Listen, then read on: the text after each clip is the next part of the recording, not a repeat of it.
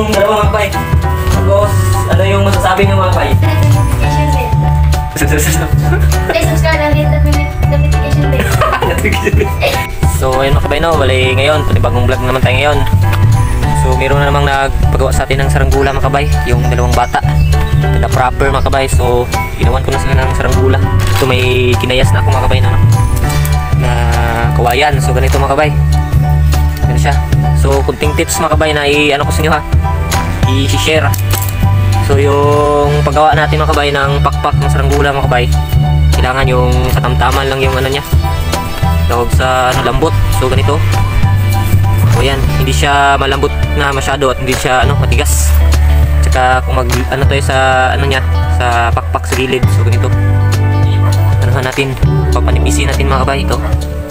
Yan. So mamaya mga kabay, dadating na yung mga bata kasi inutusan ko pa na ano, magbili ng katol kasi yun ang gagamitin natin mamaya pag maglalagay na tayo ng ano, balat. So ayun mga kabay, no, nandito na yung kabay natin na dalawa, yung bata, bagong kabay natin. Si ano, isa na? Sinjan. Yan, si Sinjan mga kabay, Sinjan. Ay, wow. Tsaka yung isa, Doldre kabay. Popoyo si TG. TG, yan, si TG mga kabay. Pagkapareha sila na ang aso namin ang pangalan. So ayun mga kabay, simulan nating gawin yung saranggula nila. So ito na, dito lang tayo magagawa, hindi lang tayo sa ano, loob ng kwarto.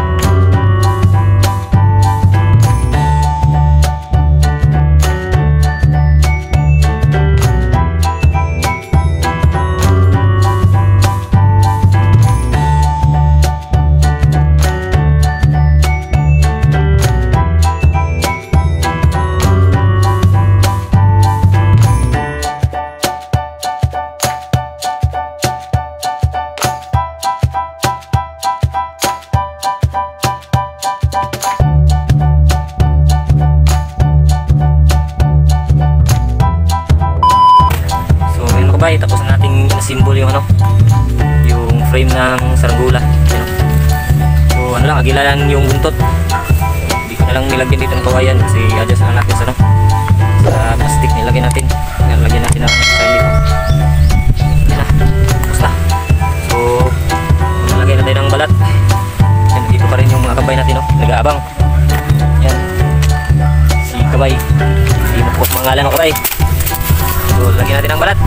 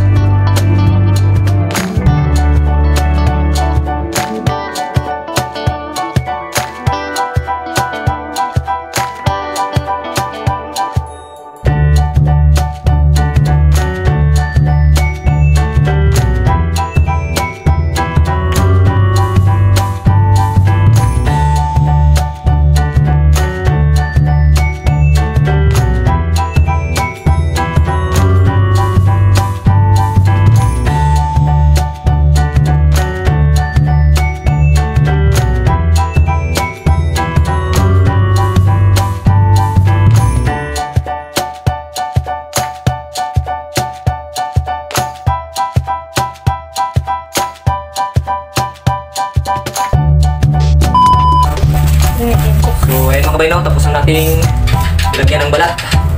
So ayan na, tapos na. So nandito pa rin yung mga kabay natin na naghihintay. So mga kabay, makita naman na eh. Nahihiya sa nauuwaw natin mga kabay, no? Yan. Mahihiya pa sila mga kabay. Ganyan talaga yung bagong mga kabay natin, nahihiya. So ayan, no? So hawakan mo na kabay. Hawakan yung dalawang mga kabay.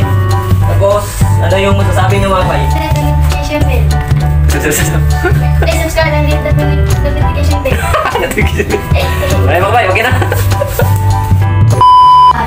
Salamat mga kabay. So, ipa-flight test na lang natin yan mga kabay. Kaya lang, ano na, hapon na mga kabay. Tapos yung hangin, medyo nawala na. Kasi hapon. So, bukas na lang natin ipa-flight test mga kabay. So, another video naman yan. Kaya ina-try natin kung medyo may ma-adjust pa dyan sa bagay. So, hanggang dito na lang muna tayo mga kabay. Yan, maraming salamat sa inyo. Sana mag-like kayo sa ating video. At kung bago ka pa lang sa ating channel, sana mag-subscribe ka. Yan, maraming salamat. God bless and peace.